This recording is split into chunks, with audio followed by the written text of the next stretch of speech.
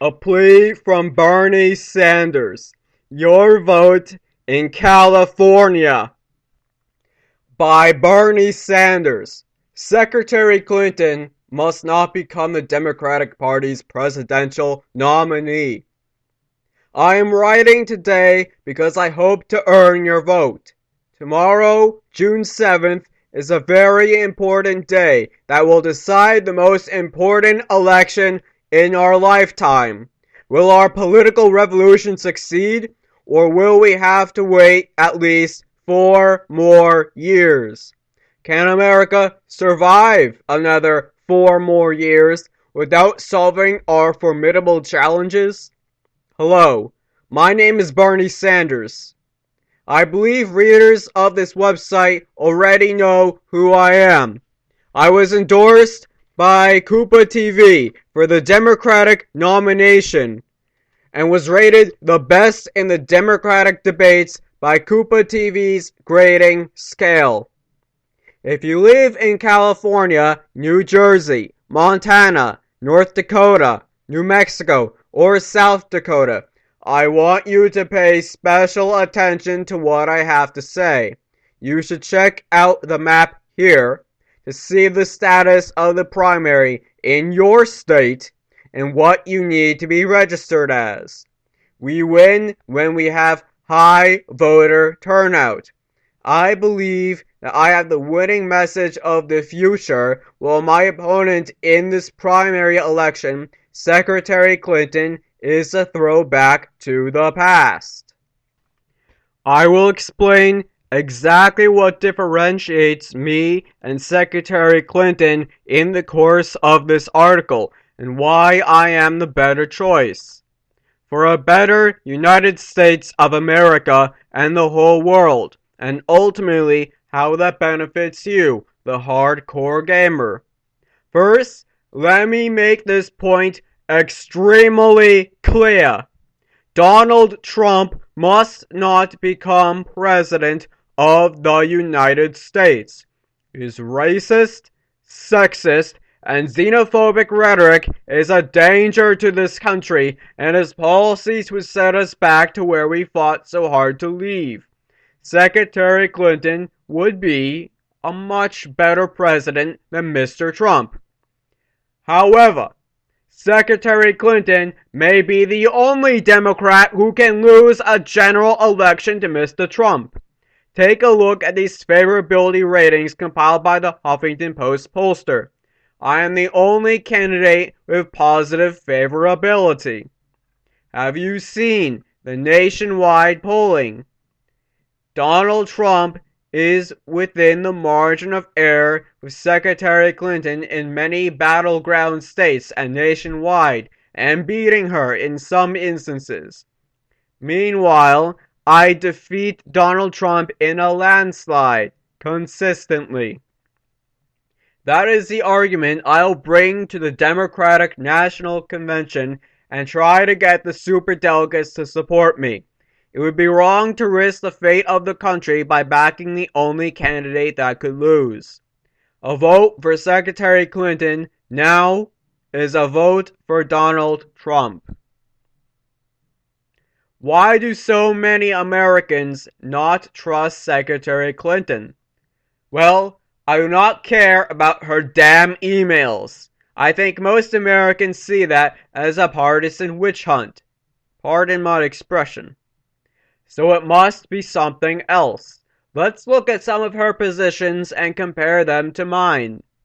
Hillary Clinton voted to send troops to Iraq in 2002. I opposed this. I opposed it because I was worried about the high cost of war, in terms of human life of American men and women, of Iraqi citizens, and of the financial concerns. I was strongly concerned about how the Iraq War would diminish America's standing in the world. I was also concerned about what would happen the day after we deposed Saddam Hussein. Now, because Secretary Clinton and other members of Congress, along with the Bush administration, did not take into account unintended consequences, we have this situation with ISIS in Iraq. It is bad enough that hundreds of thousands of members of our military have come back from Iraq wounded and psychologically damaged. And as the former chairman of the Senate Committee on Veterans Affairs, I know the pain our veterans have gone through. It is a shame that thanks to the neoconservatives, a group that Secretary Clinton is a member of, all of this was wasted. If you have lost a father, a mother, a brother, a daughter, a son, or other family members in these irresponsible and counterproductive wars, you can lay some of the blame on Secretary Clinton. It is hard to enjoy life's hobbies such as playing video games when you are mourning the loss of a loved one or have to stay by their side in a VA hospital. We are not looking out enough for our veterans. Disabled veterans can mean a family's only source of income is debilitated. How we treat war, foreign affairs, and our veterans is a key difference between myself and Secretary Clinton. I consider my vote on the Iraq War to be a key moment of foresight on my part. My critics suggest that I do not have foreign policy experience, like Secretary Clinton does. However, what is experience when you clearly do not possess judgment? And what does it say about Secretary Clinton's judgment when the Clinton Foundations accept donations from foreign dictatorships with horrible human rights records while she was the sitting Secretary of State and then doling out favors to those countries that donated? I have a problem with that. Another issue of national security is climate change. I believe climate change is the greatest threat to the United States. If we do nothing about it, the rising sea levels and droughts will wipe things out. Californians know this.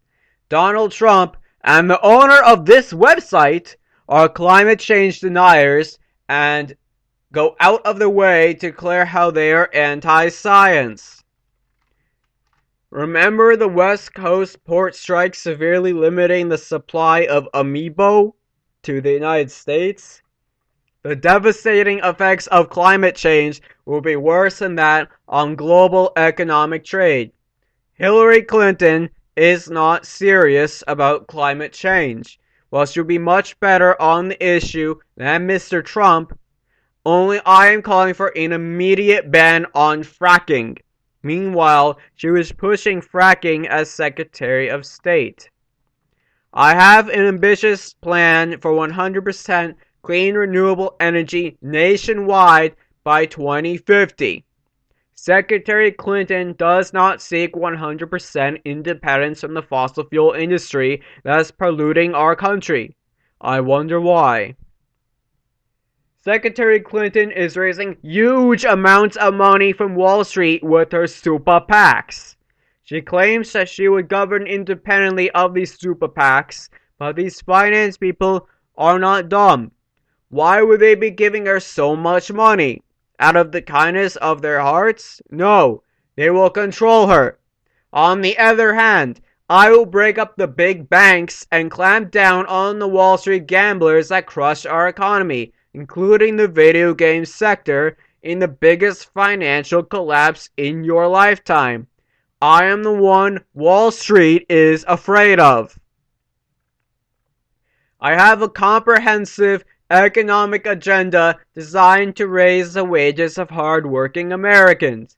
Anyone who works 40 hours a week should not be living in poverty. That is why I am making a $15 an hour living wage a priority issue with my campaign. America deserves a raise. Secretary Clinton is only for a $12 an hour minimum wage, though she also gives lip service for the fight for 15. Which is it, Secretary Clinton? Unlike Donald Trump, who believes that wages are actually too high, I am very concerned about Americans living in poverty traps. A $15 an hour federal minimum wage is more than double the current $7.25, which is the lowest it has been in history when taking inflation into account. More money in your pocket means you do not have to worry about where your dinner will come from, and you can save money to buy those games that will be announced next week at the Electronic Entertainment Expo. And, by the way, that takes place in California too.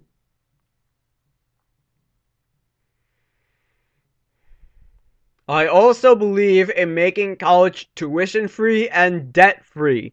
We need the best educated workforce in the world to have a strong future in this highly globalized competitive economy.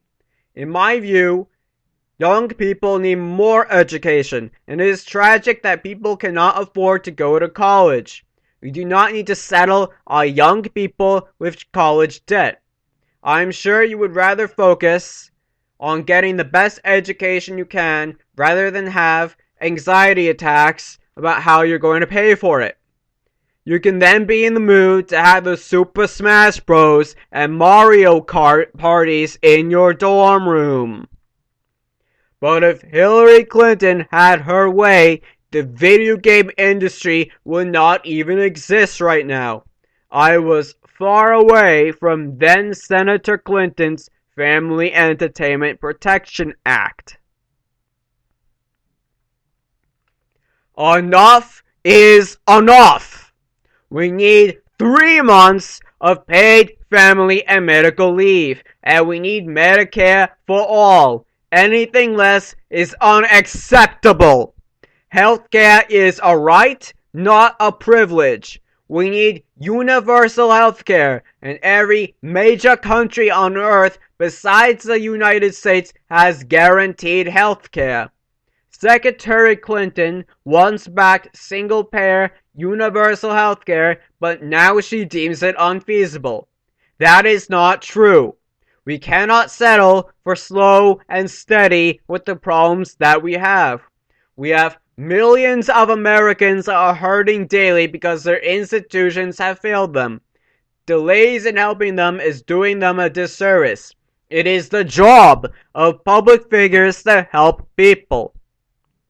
I cannot do this alone. I need your vote tomorrow. This movement is not just about me. It is about you. I will not be here on this earth for much longer. I plan to be around for at least 4 more years though. But you will. One person cannot bring this magnitude of change by him or herself. I need your vote, and the votes of everyone else who may be reading, or watching, or listening to this. And the votes of those who are not reading, watching, or listening to this. So your help in sharing the movement is very much appreciated. Anyway, I would like to thank Koopa TV for providing me a platform to voice my views.